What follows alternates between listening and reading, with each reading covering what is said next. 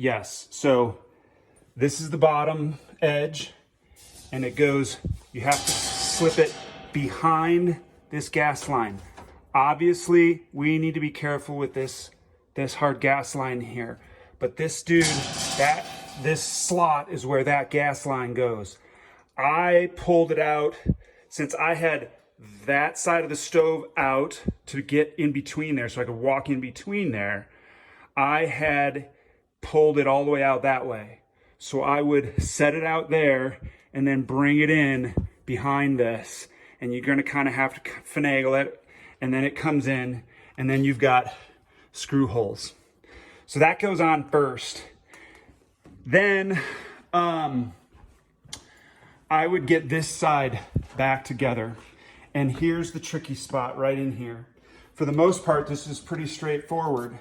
This whole box here will kind of slide back and forth. And so these holes are important to get your alignment.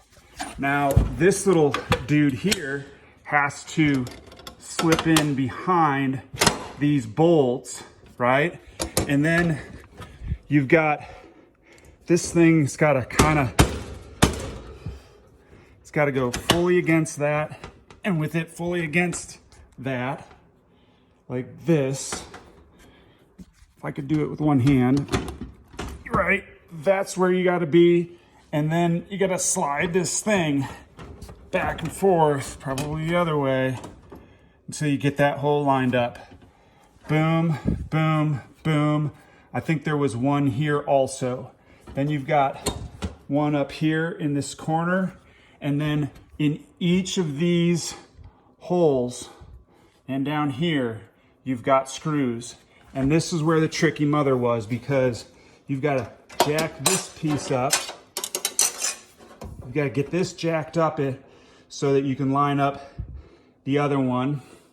I had to put a screwdriver in one of these holes to try to hold that, push down with one hand while I was pulling up with this hand and getting these 1, 2, 3 screws to line up for this side. Now, with that all back together, then you can make the move with these gas lines. So these gas lines, obviously, you can't bend up on these. That's why we had to pull them apart. But these nuts, I believe, were 13 mil.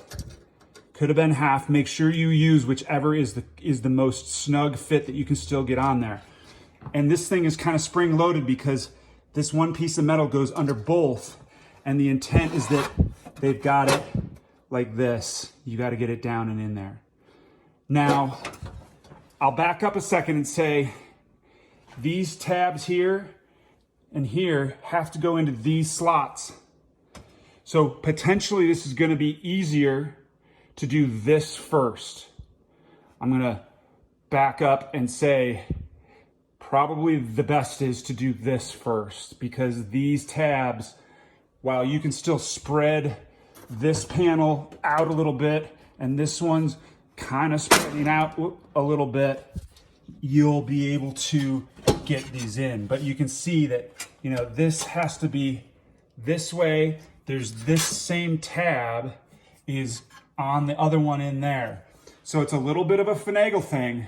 I'm hoping that the two of you can do it, because two hands with this component is going to be best.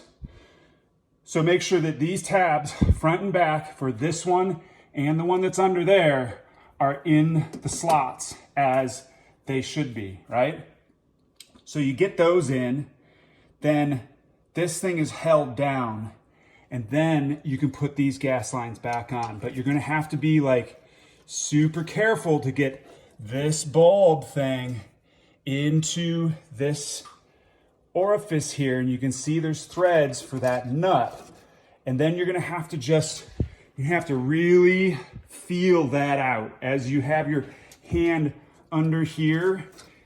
Probably do it with my right in this circumstance, right? Because I can get under it like this with this piece down.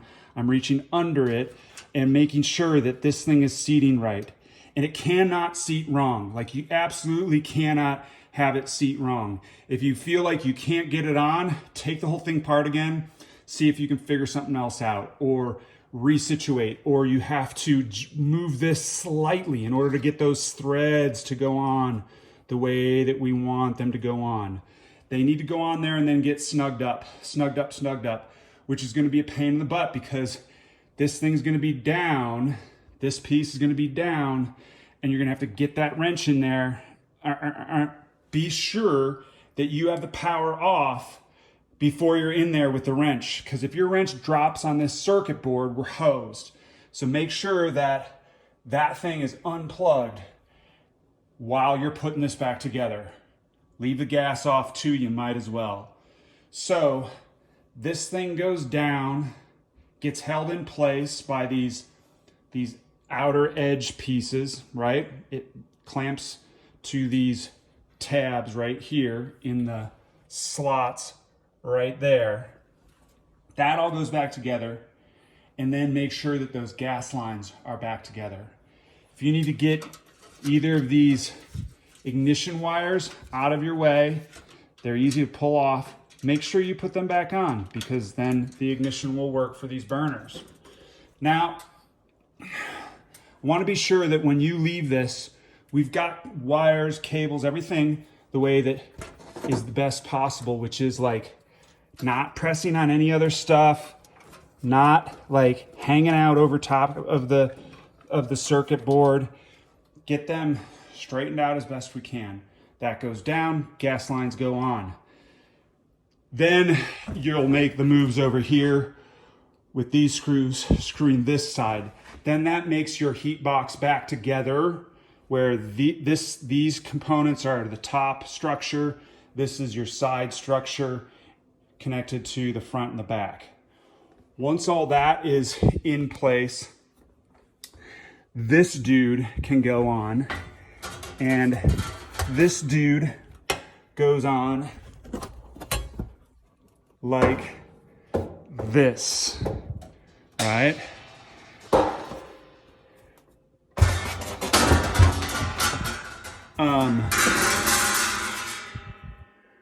No, hang on, sorry. Let me start again.